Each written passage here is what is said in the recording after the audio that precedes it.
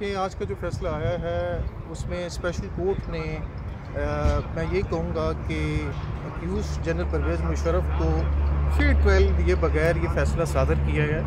आज जो केस मुकर्रर था वो फ़ाइनल आर्गूमेंट्स के लिए मुकर्रर नहीं था। हमने 13 तारीख को 2 एप्लीकेशनें फ़ाइल की थी।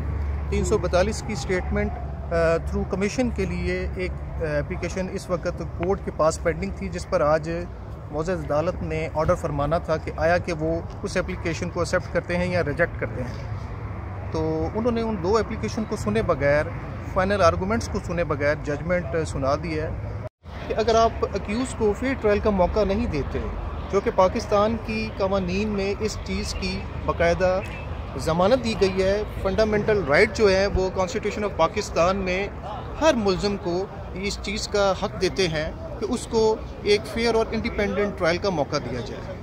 तो मेरे नज़दीक आज की जजमेंट इसमें जिसे कहते हैं बेशुमार नुकाइस है।